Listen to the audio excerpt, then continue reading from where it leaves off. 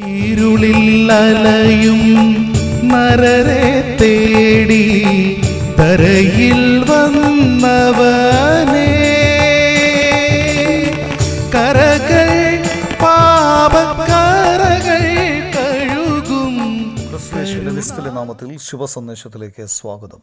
വിശുദ്ധ വേദപുസ്തകത്തിൽ യോഹന്നാൻ എഴുതിയ സുവിശേഷം 20-ാം അധ്യായം 23-ാം വാക്യത്തിൽ നാം ഇപ്രകാരം വായിക്കുന്നു: ആരുടെ പാപങ്ങൾ നിങ്ങൾ മോചിക്കുന്നുവോ അവർക്ക് മോചിക്കപ്പെട്ടിരിക്കുന്നു, ആരുടെ പാപങ്ങൾ നിർത്തുന്നുവോ അവർക്ക് നിർത്തിയിരിക്കുന്നു എന്ന് പറഞ്ഞു.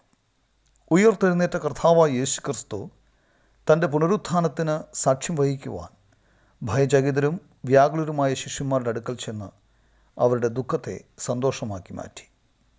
യേശു അവരോട്, നിങ്ങൾക്ക് സമാധാനം, പിതാവ് എന്നെ അയച്ചതുപോലെ ഞാനും നിങ്ങളെ അയക്കുന്നു എന്ന് പറഞ്ഞു.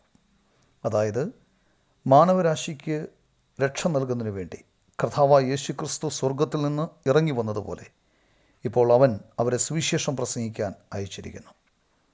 അതായത് പാപമോചനത്തിൻ്റെ ഈ ശുഭ സന്ദേശം, സർവ്വ മാനവരാശിക്കും വേണ്ടിയുള്ള രക്ഷ. ക്രിസ്തുയേശു ക്രൂശിൽ യാഗമാക്കപ്പെട്ടത് നമ്മുടെ പാപത്തിന് പരിഹാരമായിട്ടാണ്. ആരുടെ പാപങ്ങൾ നിങ്ങൾ മോചിക്കുന്നുവോ അവർക്ക് മോചിക്കപ്പെട്ടിരിക്കുന്നു.